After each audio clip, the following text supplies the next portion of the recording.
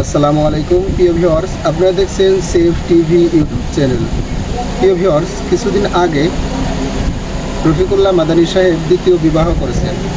মূলত এই দ্বিতীয় বিবাহকে ঘিরেই সোশ্যাল মিডিয়ায় তুমুল আলোচনা সমালোচনা চলছে। এ বিষয়ে ইসলামের দৃষ্টিকোণ থেকে কি বলছে আব্দুল হাই সাহেবের বক্তব্য থেকে আমরা জেনে আসি। চলুন। চরিত্র রক্ষার জন্য বিয়ে করা কি ইসলামী আকীদার সাথে যায়?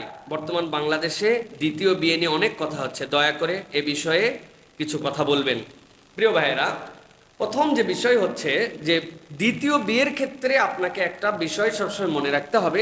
দ্বিতীয় নয়, দ্বিতীয়, তৃতীয়, চতুর্থ আল্লাহ রাব্বুল আমিন পুরুষের জন্য যেটা বৈধ করেছেন, এক্ষেত্রে আপনাকে মনে রাখতে হবে যে এই বিয়ে যেটা আপনার আমার জন্য আমরা বলতেছি, এই বিয়ে সুন্নাত এবং এটা জায়েদা, এটা কোনো ওয়াজিব নয়, অথবা এটা কোনো আপনার জন্য উৎসাহ ব্যঞ্জক আমল নয়। এটা আপনার প্রাইম টাস্কে মনে রাখতে হবে। 2 নম্বর কথা, চরিত্র রক্ষার জন্য দ্বিতীয় বিয়ে, এই টার্ম, এই কথাটাই হচ্ছে ইসলামের সাথে একটা সাংঘর্ষিক কথা এবং ইসলামকে উপহাসের পাত্র বানানোর কথা। বলবেন কিভাবে? আল্লাহ রাব্বুল আলামিন রাসূলুল্লাহ সাল্লাল্লাহু আলাইহি ওয়াসাল্লামকে যে বিধান দিয়েছেন, বিয়ে করো, বিয়ে যদি করতে না পারো ধৈর্য ধরো, ধৈর্য ধরার ক্ষেত্রে আল্লাহ রাব্বুল আলামিন বিধান দিয়েছেন তুমি তাহলে রোজা রাখো। তাহলে বিবাহ বহির্ভূত অবস্থাতেই কোনো ব্যক্তির চরিত্র হেফাজতের জন্য আল্লাহ রাব্বুল আলামিন এই বিধান দিয়েছেন। আর আপনার একজন স্ত্রী আছেন, থাকা অবস্থাতে আপনি আবার কি দুশ্চরিত্র হচ্ছেন যে যেই কারণে আপনাকে আবার বিয়ে করতে হচ্ছে? মানে আপনার এই চরিত্রের লেভেলটা কি? আপনার এই চরিত্রের লেভেলটা কি? আপনি এই মাত্রাটা দ্বারা কি বোঝাতে চাচ্ছেন?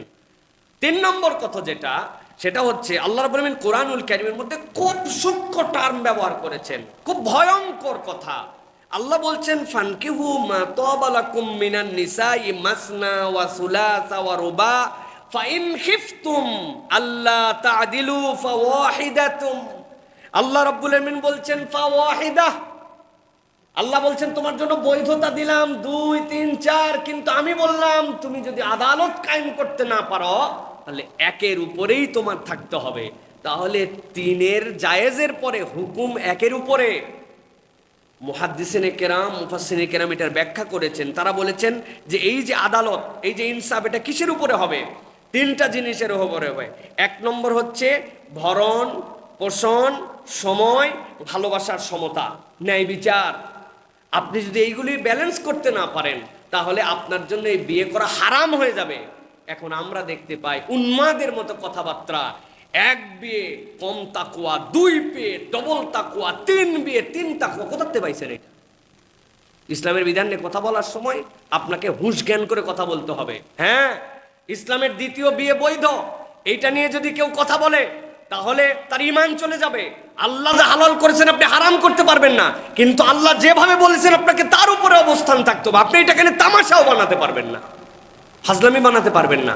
ভালো করে মনে রাখেন একটা বিষয়, এই সমাজে জেনা হয়, ব্যভিচার হয়, অনাচার হয়, জুলুম হয়, হারাম রিলেশন হয়, কঠোর এর উপরে আমাদের বক্তব্য থাকতে হবে যে হারাম রিলেশন ইসলামে বৈধ নয়, ইসলামে জেনা ব্যভিচার হারাম। এক শ্রেণী দেখবেন এইটা নিয়ে কোনো কথা বলবে না, এইটা নিয়ে তাদের কোনো আপত্তি নাই। ভিডিওটি ভালো লেগে থাকলে প্লিজ লাইক, কমেন্ট, শেয়ার করুন এবং চ্যানেলটিকে সাবস্ক্রাইব করে দিন।